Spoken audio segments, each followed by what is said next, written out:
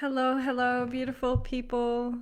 I think I'm streaming in the Flow protocols. I might just bring it up on my phone just to make sure that I'm in the right group at the right time in the right place. Okay, there it is. Perfect. Cool. So, I haven't been in here for a minute. I've been a little bit quiet and I want to apologize for that. I've been really busy honoring the writer and storytelling behind the scenes, putting pen to paper. And I'm really excited to announce that I have completed 3 books last month, which is mind boggling to think of. I can't even wrap my head around it. So that's all happening behind the scenes. And that's one of the reasons that I've been super quiet in this group lately. But I recently made a post about offering free one-on-ones for the Flow Protocols podcast. So if you haven't checked out the podcast yet, some of the episodes on there are anonymous one-on-one sessions where entrepreneurs, high creatives, star seeds open up and share a dysfunction or a challenge or some resistance happening in their lives. And the episode is basically you getting to be a fly on the wall and listening into that conversation with me. So a week or two ago, I put out a post asking for some more volunteers, if you will, for these anonymous one-on-one sessions. And I have received a lot of applications, way more than I can. Unfortunately, it's not something that I can offer to every person. Excuse me, frog in my throat. So what thought I would do, so if you haven't heard from me and you sent an application in, I will get in touch with you if it has been accepted. So if we are locked in for a podcast episode, I would have reached out to you. If I haven't reached out to you, that is only because there's just been so many applications and I was unable to get back to everybody. And I'm unable to book one-on-one times with everybody. But what I thought I would do was to go live in this group and read out some of the questions and just run through them together because there are some really great questions that have been asked. And I know that these will relate with a lot of you guys. So I have a whole bunch of applications here. I'm reading them straight from the form. So I haven't gone through them prior. I'm not sure what they're going to say, all of them. But I will just start reading them off. I'm going to keep it anonymous so no one will know who submitted what. And hopefully your question is here and you will have a chance to have it answered. By the way, if you're tuning in, let me know where you're tuning in from. And also, as you listen in, let me know your feedback and your thoughts around the questions as well as my responses around them. Okay, so I have one here. It goes, "Hey Kat, I'm feeling frustrated right now with my personal life and professional life. I'm starting to feel like a caged animal. I have this really strong tug to do something big, but I feel this constant pullback. I'm a mom to 4 and a wife, and I've been running my own business for almost 10 years, but I can't seem to break through into success, quote unquote. Every way I turn, there feels like a barrier I can't break through. I know my joy, passion, and calling is on the other side of these barriers, but I don't know how to get through." Okay, so the first thing that language is alchemy. Language is magic because the words that you use to describe your problems really sheds a lot of light into how you perceive the situation and, in a way, how you are enchanting yourself into the situations or circumstances happening in your life. This is why in neuro-linguistic programming, NLP, one of the foundational principles of NLP is watching what you say, because what you say is really a reflection of your own perspective, and your own perspective tends to dictate how and where you will experience reality itself. So just based off that principle of knowing the power of language, there's a line here that sticks out right away, which is, every way I turn, it feels like a barrier I can't break through. I know my joy, passion, and calling is on the other side of these barriers, but I don't know how to get through. So there's clearly a belief or a perspective happening where this individual is here, and then there's like this barrier that they can't seem to overcome. Oh no, my screen went blank. Am I still here? And then on the other side of that barrier is joy, is passion, is their calling, their purpose.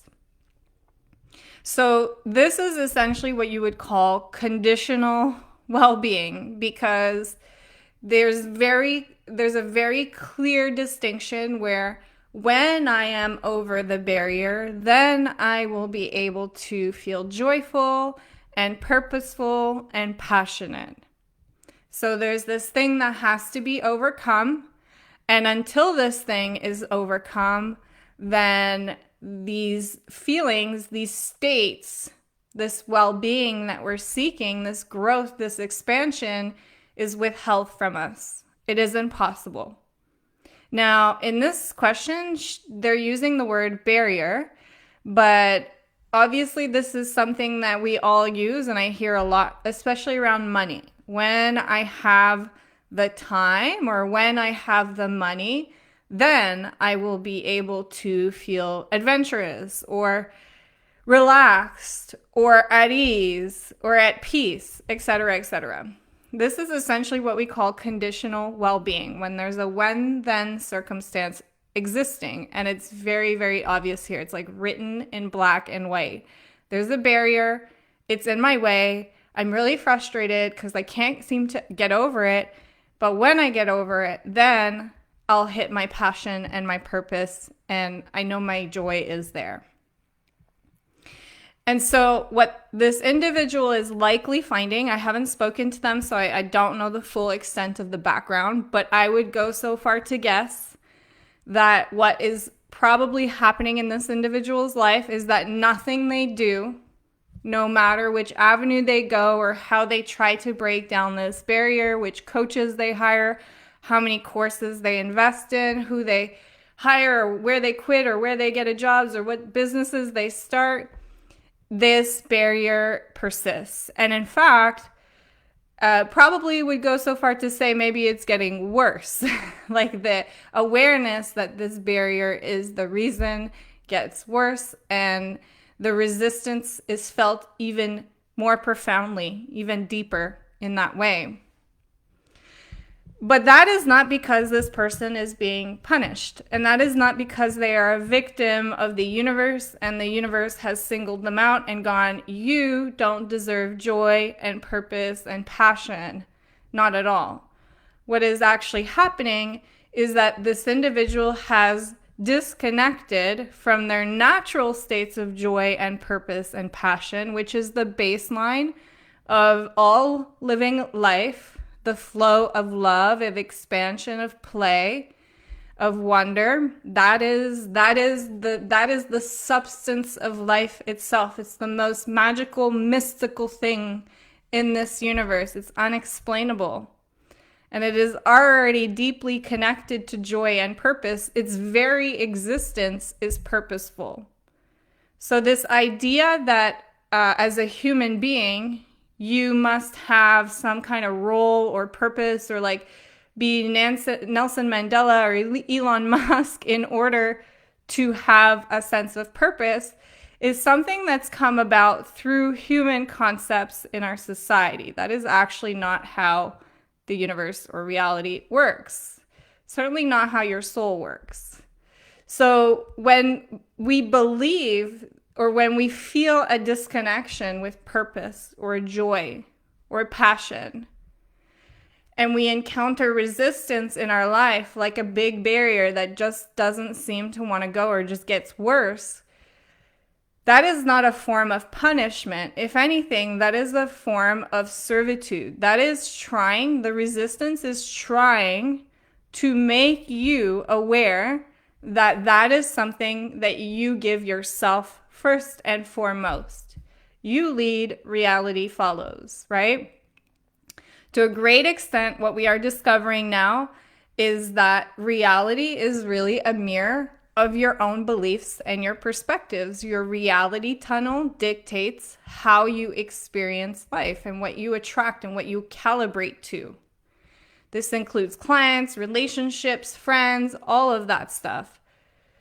So if we are disconnected from purpose and we feel joyless and we feel like there's this barrier in front of us that is just tormenting us and we can't get over it, what is the reflection of that? Like what is the only thing that could be reflected from that? A barrier.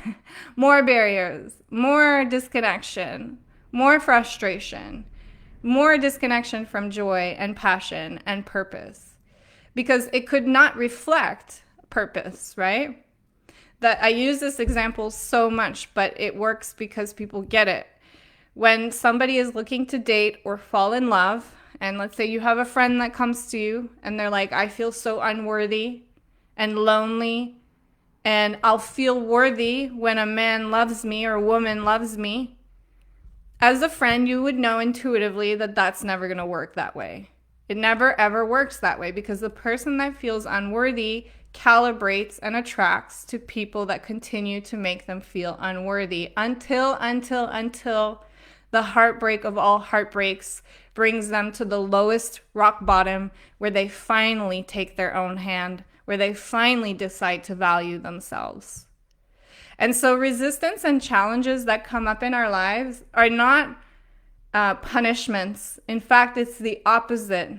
It's a reflection. It's an invitation to realign, to get back into our own path of least resistance.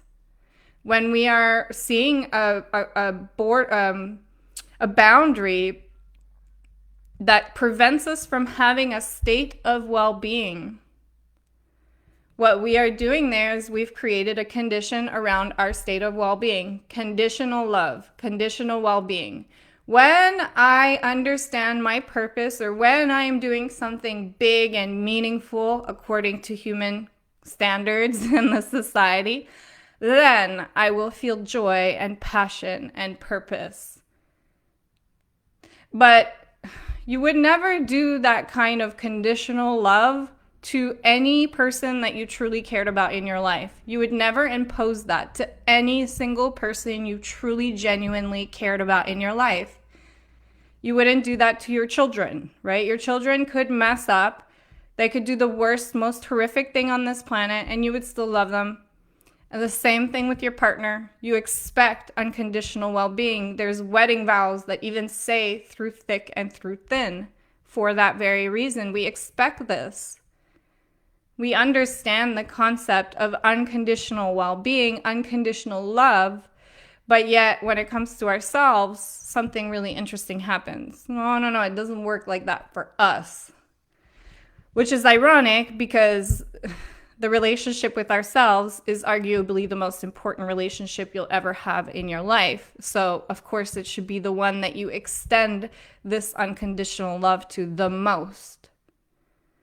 And the barriers, the boundaries, the resistance, the chaos, the challenges will continue to appear no matter what path or approach or who you hire or what you do or what shiny thing or how much money you win. They'll continue to appear until you release those conditions. Not because you're being punished or you're a victim, but because you're serving yourself so much at that level. This is why you see the phenomenon of lotto winners or pro athletes that come into multi-millions of dollars and within years it's all gone. Financial anxiety is never solved with more money. It doesn't happen like that. And so until you step into the sensation of affluence and abundance and easiness around cash, you will continue to experience anxiety no matter how much money or how many clients you land. And that is the same exact thing with purpose, with joy, and with passion, with any desired state of being that we have or that we seek. Joy is something that that is already us. It's already inside of us. We have to lead the way. We have to teach ourselves what joy feels like, and then reality will start to reflect that back. And then we will start to calibrate to more things that feel joyful, to more opportunities, to more ideas and solutions and people that reinforce the sense of purpose. And this is why well-being is compounding, just the same way as depression and anxiety is compounding, right? In depression, you think a bad thought, it makes you feel bad. You attract to bad things, which makes you think more bad things, and then you're stuck in this cycle, this never-ending loop. But the good news is the same thing happens with well-being. You start first, you teach yourself what joy and passion feels like you literally sit with yourself and go, what does joy feel like? And you can go into activities that place you in a space of joy or passion or purpose. It doesn't have to do anything with money as long as it's stimulating that sensation.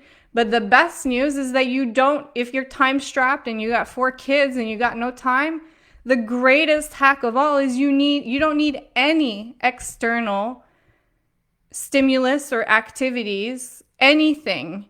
You have your imagination, and your imagination is capable. It is way more capable, way more. That is like an understatement. It is beyond capable of transmuting emotional states in your body. And you know this to be true because it's already doing it. You think about memories of failure in the past and you feel shame and guilt and pain. You think about how you lost something or someone or heartbreak and you feel grief in your body. You think about things that haven't even happened, about how you're not going to pay your bills or whatever in the future, and it stresses you out. It creates a physiological change. That's your imagination doing that. That's the prefrontal cortex. That's the superpower of human beings. That is the thing that differentiates us and makes us the apex predator of this known universe. But you don't know how to use it. You're not using it. You're depending on things outside of yourself to place you in those states.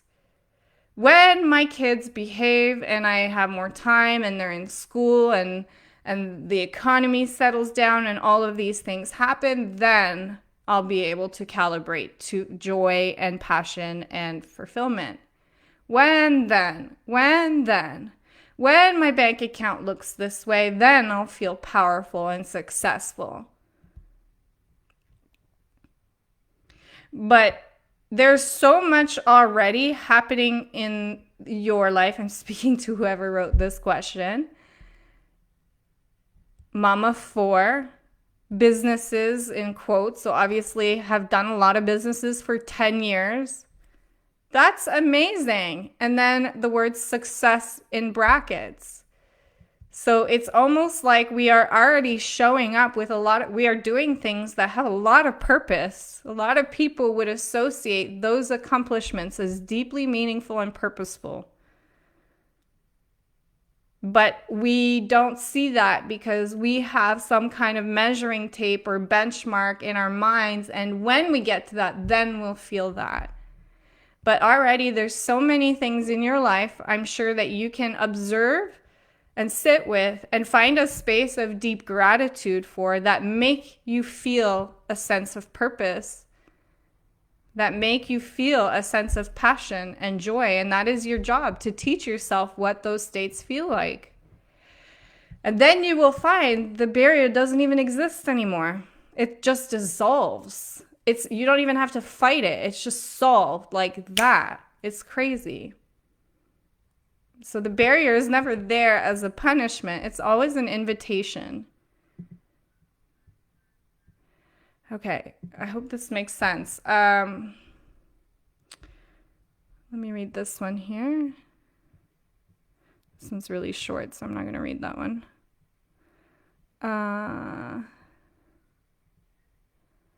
I have just left a full-time employment, as was sucking the life out of me, have taken a leap of faith to do my own thing, but walking into the unknown.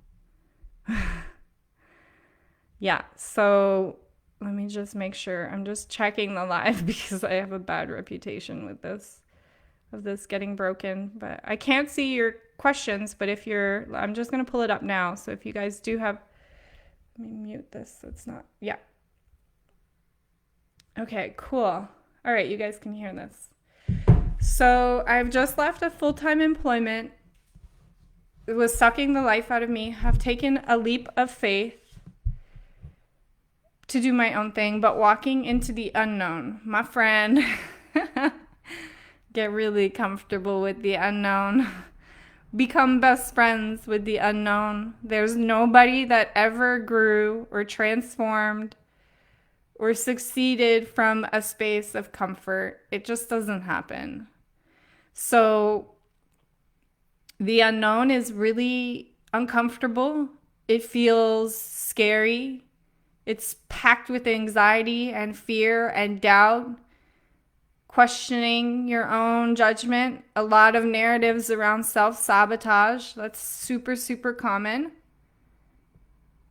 So what I would invite you to do that keeps this really nice and clean and easy is that as you journey forward, when you start to doubt yourself or this unknown becomes unbearable and you run through narratives of like, what am I doing? I'm never going to succeed, all blah, blah, blah, whatever is going through your head at that moment, like check in with yourself. Do those things feel good or bad to you when you're telling yourself those things? If they feel bad, that's what I call red light. If they feel bad, right away, they're full of shit. So you don't listen to it. That's the best litmus test I can give you. If it feels bad in the body, it's wrong. It's incorrect. Because that's literally what the red light emotion is telling you. It's your own communication telling you your perspective is off. It's off. It's no longer on your own path of least resistance. So I say this not with the presumption that I am totally immune to the unknown and it never phases me. Even myself, with the journey that I've been on and all the things that I have helped others and mentor through the unknowns themselves, I still come up against unknowns that terrify me and that make me feel small and that make me want to shut off and close everything. It still happens because I'm still growing, I'm still expanding, I'm still transforming. And what I've come to realize at this time in my life is that I am a high creative. I am a storyteller through and through. I'm an entrepreneur. I'm a visionary. Therefore, I have a lot of ideas. I have a lot of creative flex in me. And I need to constantly be doing things that feel creatively new and challenging. And that means I'm constantly facing unknowns. I'm constantly burning one thing down to start something or starting a project and deciding I'm not into it. This is always happening to me. And so I'm always finding myself facing unknowns. And sometimes it sucker punches you. It doesn't feel comfortable, but this is the reason why most people won't even leave employments, jobs that are sucking the life out of them, because the unknown is, or they stay in relationships that are abusive or really unhealthy, sometimes their entire lives, because the unknown is way more scarier than the known suffering. Always, always. So what a power move, first of all, to do that. You should congratulate yourself. That's a huge power play what you did. And yes, just acknowledge you're facing an unknown. It's super uncomfortable. But I would almost encourage you to make a game out of it, like to start to figure out how to become friends with this unknown. One of the best practices that I have in my life is journaling, because this really helps me with unknowns. I have kept a journal since I've been a young girl, and many of them are like journals of my perfect day and my goals and all that, but many of the journals are recountings. And I make a habit of going back and reviewing these entries. And I'll read an entry from when I was 23 and it felt like the world was on fire and I just failed at something and I was never going to succeed again. And no one was ever going to buy my stuff, and I can see this kind of melodramatic narrative in my head, in my perspective. And from the time and space that I'm in now, understanding, oh, first of all, this narrative is very common when you face unknowns. And secondly, I surely got through that one. And I got through many, many more. And I think that's a really healthy exercise, is to keep reminding yourself of the unknowns that you faced before in your life. Because I promise you, there have been so many of them if you've grown as an individual. And you'll also notice that you've made it through. So you're totally fine. But yes, you better get really comfortable with this unknown, especially if you start to truly guide yourself from your intuition, because your intuition is going to lead you places that make no freaking sense on paper. And your mind is not going to like that one bit. Your rational mind is going to fight that to the end. Okay, I end up working alongside entrepreneurs. I hope this is helpful, guys. Oh, I even have captions on my video. Facebook's getting good. I ended up working alongside entrepreneurs who have a couple of good launches. I'm a supporter by nature, but then get frustrated and burnt out by so many factors. I am also a medical, intuitive, and energy healer, so would love to find my own flow and stop messing in others' flow, which only leads me to being the casualty. So here is like an example of honoring boundaries of ourselves, but also, I would say, potentially misconstruing circumstances. So if we are a supporter by nature, there's some people like, and I am like that by default. I'm somebody who loves to give, and I will almost give to the stage where it's like no man left behind, but it comes to my own mental detriment or energetic detriment in many ways, because I feel almost too empathetic for those around me.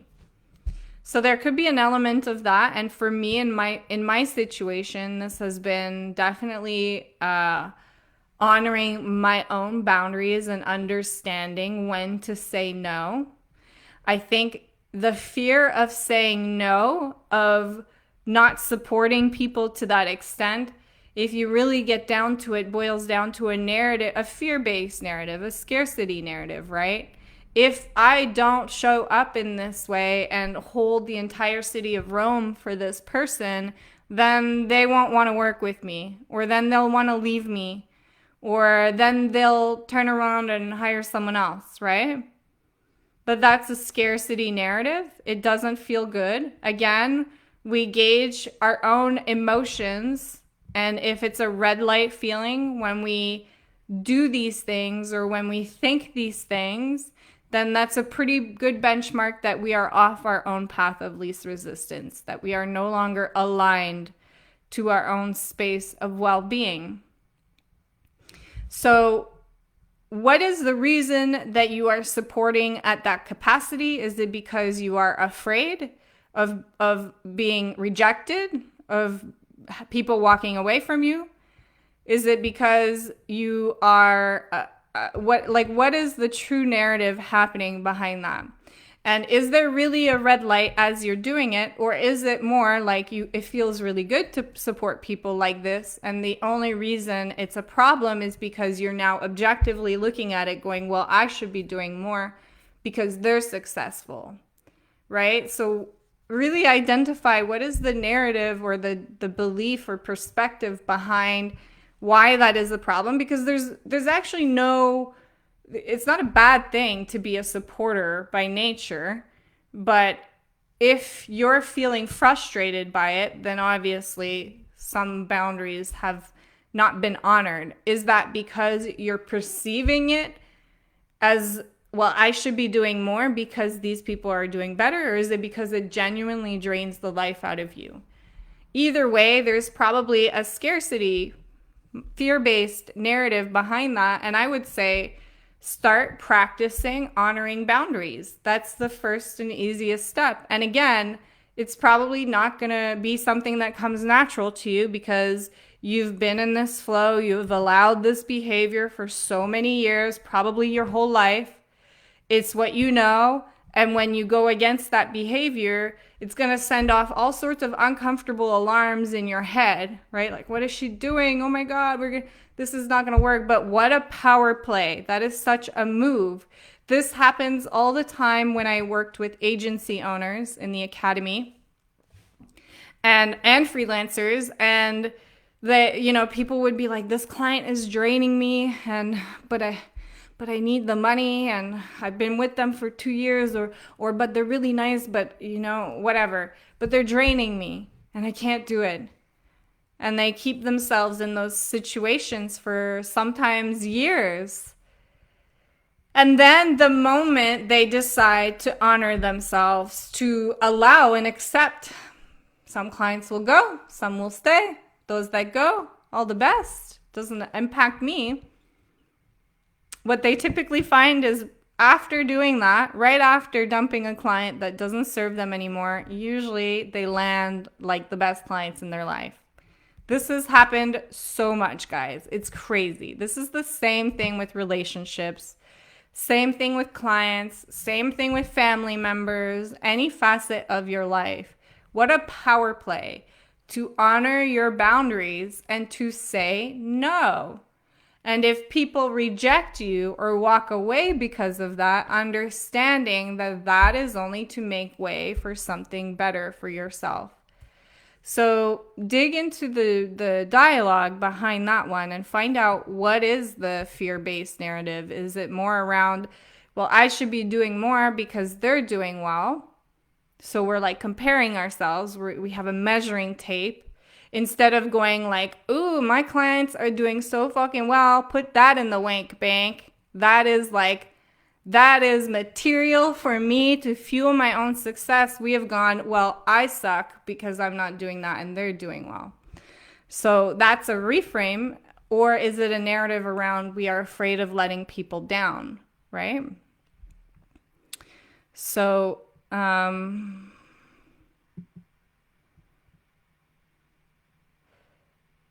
my business has taken a lull.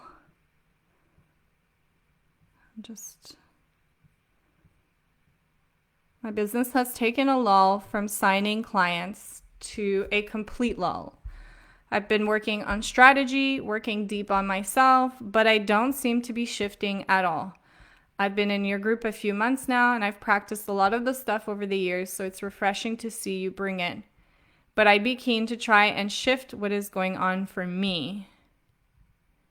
Yeah. So usually when you're in a lull, like the business is in a lull to a complete lull, that's a sign that you're not really excited about what you're doing anymore. You've lost passion. You've lost creative interest in what you're creating, but you're continuing to do it. Why? Because your rational mind is telling you to do it.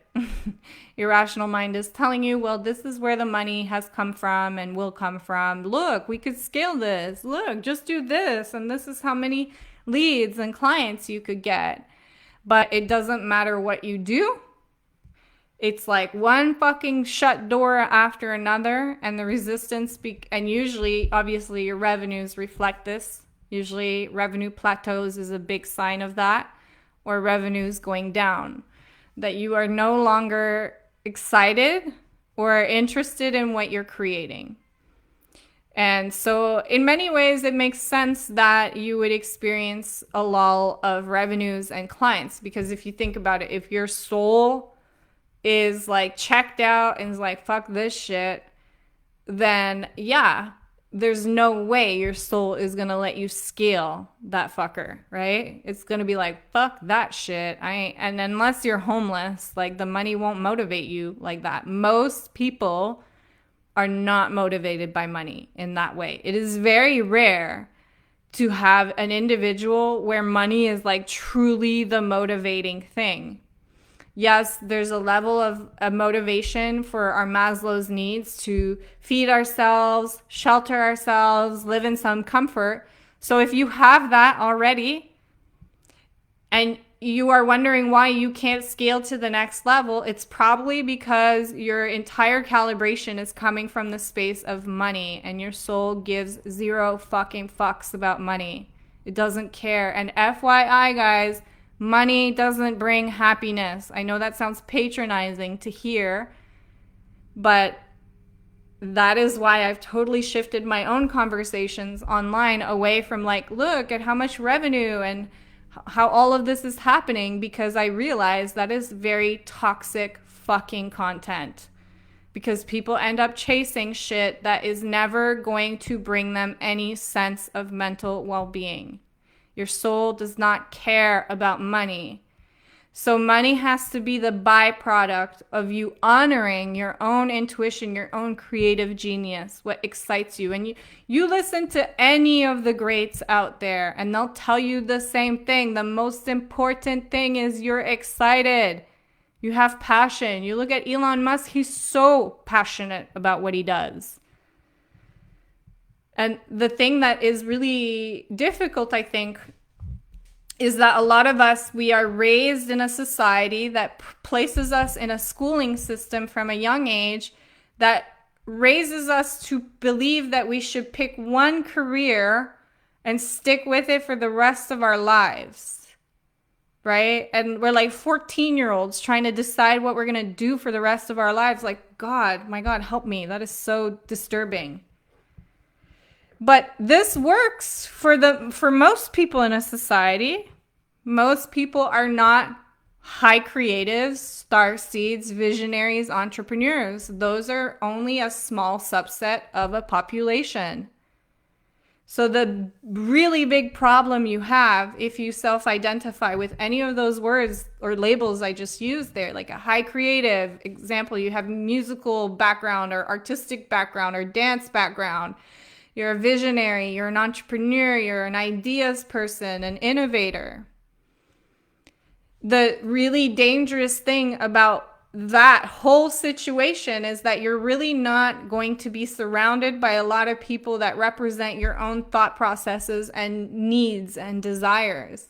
And so what we tend to do is we go, well, we try to force ourselves to stick to things that we're not excited about and we're not purposeful about and we're not passionate about. We try to force ourselves to stick to it because we're literally comparing ourselves to the rest of society, going, well, just suck it up. Why can they do it? How come they have, a business for 20 years or doing the same thing for 16 years? This is what I kept telling myself, like, put your big girl panties on and suck it up. And that was so toxic, so dangerous. You don't need a fucking reason, FYI, to not have passion for something anymore. And this is really important for a lot of people to hear. This is the same thing as love. You don't need a reason to fall out of love with somebody. Sometimes it just happens, and that's okay. But when we don't have a reason or a rational justification for it, we can't accept that. And so we force ourselves to stay in relationships, including business relationships, that suck our souls dry and spit us out as a skeleton, You don't need a reason or a justification to lose interest in something or to not feel excited about something anymore. Maybe you were once really excited and it worked really well, and now you're not. Okay, move on. Honor what feels good.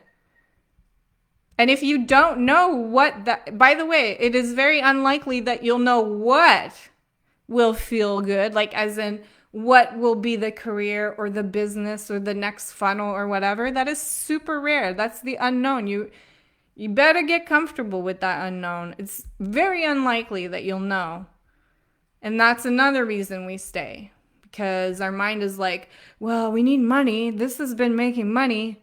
Guys, look at your own behaviors in your business and you will see, surefire, the times you made the most money was when you were excited and flow with it. Hands fucking down.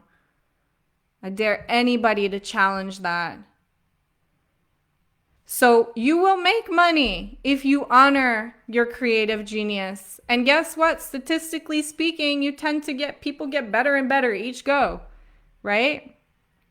Every try you go. It's not to say you're not going to encounter failures along the way or that you should be afraid of that.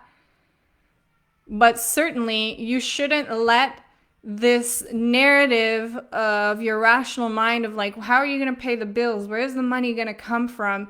But there's no reason to not like this anymore. Everything makes sense on paper. You don't fucking need a justification. With all due respect, your rational mind is only ever basing decisions from past experience and observations. That's it.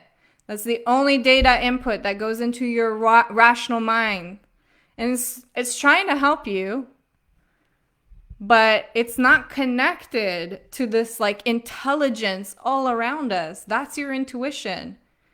And a sensation of not feeling excited or purposeful anymore is definitely a sign that the perspective that we've locked ourselves into is no longer suited to our path of least resistance.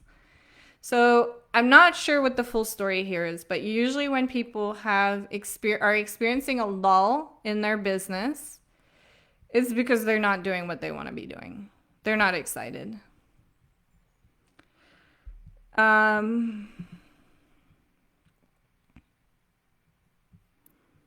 Okay, this is a good one.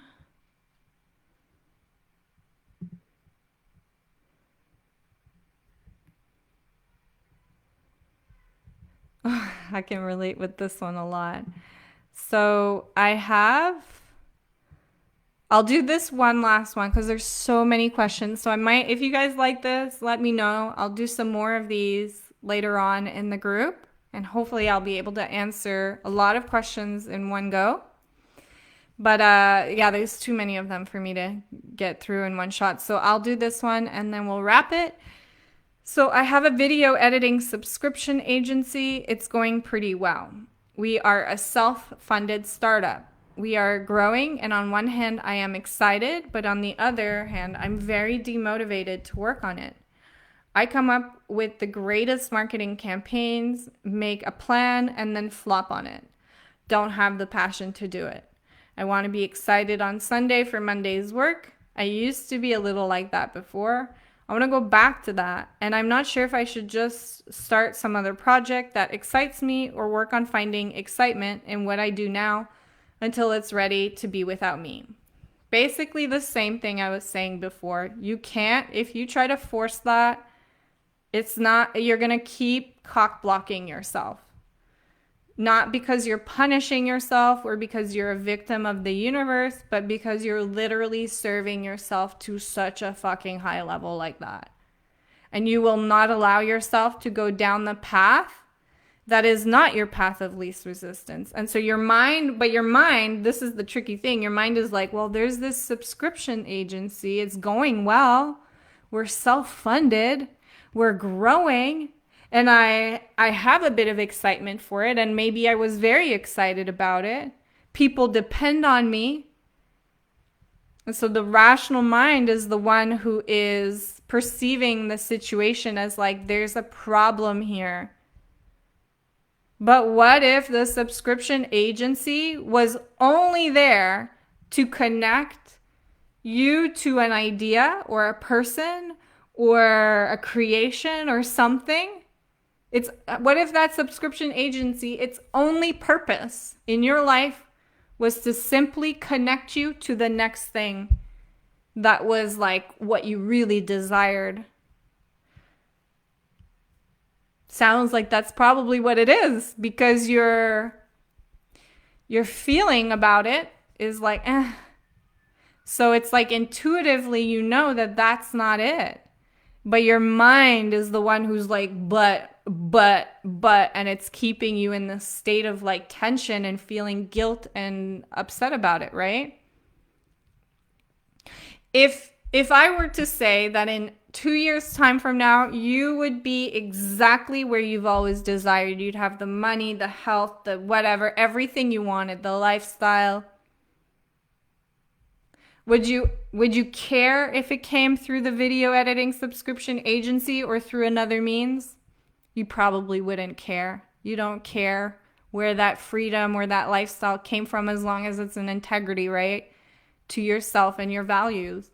You don't care. We don't actually care about our businesses and the things that we're selling. We're doing those things because those things make us feel a certain way. That's what we're all chasing, right? We want freedom, we want abundance, we want affluence, we want recognition, we want power. Doesn't really matter if it comes through an agency or an e-commerce store or the lottery. Most of us would not care. So, like, really heed that, because you're fighting against yourself and forcing yourself. This is what I did in the academy. Oh my goodness. And I had mentors at the time telling me to suck it up and set it up so that I could move on and be excited. When my business is automated and set up, then I'll be able to go in flow. Those were the conditions I created. And it backfired royally. It was a fucking royal fuck up in every sense of the word. So my friend, the biggest piece of advice I can give you here, please don't do what I did. Listen to yourself. Again, it's okay. It's okay to start projects, to know that that's not it for you. You can beat yourself up and shame yourself over it and tell yourself stories around how that is a sign of your own incompetence. But you're going to feel pretty sheepish if in 2 years from now you have everything that you wanted and it didn't come from that. And it was because of this agency that something connected to get you to what you wanted, right? You're going to be like the same way when I reread my journal entries, like, oh my God, settle down. You're going to find love again. It's okay. So your mind doesn't get this because your mind is only basing things from past experiences and observations. So it's scary as fuck for your rational mind. It does not like this. But your intuition, whatever you want to call it, intuition, soul, inner guidance, inner voice, whatever, it knows exactly how to get you from this to there, where you want to go. It knows exactly. And it knows that this fucking editing subscription agency was calibrating you so that something came into your mind or your life at the right time that would lead you there. And it's not obvious what that is until you have time behind you. Unfortunately, this is why it's called the unknown. When you're in it, it's like, what the fuck am I doing? This is so scary. And it's only with time behind you that you're able to go, oh, thank God that person broke up with me. Oh my goodness. Because if that hadn't have happened, I would not have met this person that is 10 times better for me. But when you're in it, when you're in the heartbreak, it's hard to see that, right? So this means it requires real conscious effort and intention on your part, because you're going against your rational, logical mind right now. You are literally being asked to override all these alarm bells and these narratives and questions. Override it and just walk into the unknown. Ooh, your mind is not like that one fucking bit. But you have a guidance system of your intuition, which is your emotions, and it's never fucking wrong. Never. It will always keep you on the path of least resistance. That path is usually in the unknown. but it knows the fastest way to get you to what you want. So you have the option of continuing to force yourself to feel excitement for something you're not excited for. What I will say is you will likely continue to encounter a lot of procrastination. Procrastination is just a form of resistance. Same thing, chaos, resistance, challenge, right? And those will become even more and more and more until you get to the stage where you're like, fuck it. Or you could just do it now and be like, you know what? This is not it. And oftentimes the moment you accept that, suddenly the procrastination or the tension or the like, oh, you felt before is gone, and you actually don't mind working on that business anymore because you're honoring your own intuition, your own guidance. So suddenly the things that caused a lot of tension, the people you couldn't handle hanging around before, don't even bother you anymore. It's like water off a duck's back. You can work on this business and it won't be like, ugh. But you got to listen. You have to listen. Okay, so those are, I think I went through 5 questions today. I'll post them. I'll type them out so you guys can see if yours was asked. But thank you so much to everybody that submitted a request for that one-on-one. Hopefully I'll try to do another video like this and go through all the other questions that I received as well. There was just so many applications that I'm unable to do one-on-ones with all of you guys. And so my hope is that I can at least cover this on this video so you can get your answer. And I feel like a lot of the questions kind of interrelate. So hopefully, even if I did not address your specific question today, you have gleaned some insight into your own challenges or dysfunctions in your life that can help you move through and step back into a space of well-being within yourself. So thank you so much, guys, for all those applications, for tuning in, for being a part of this community. It is deeply, deeply appreciated. If you do have more questions you want to ask, I will put the link for that one-on-one session below.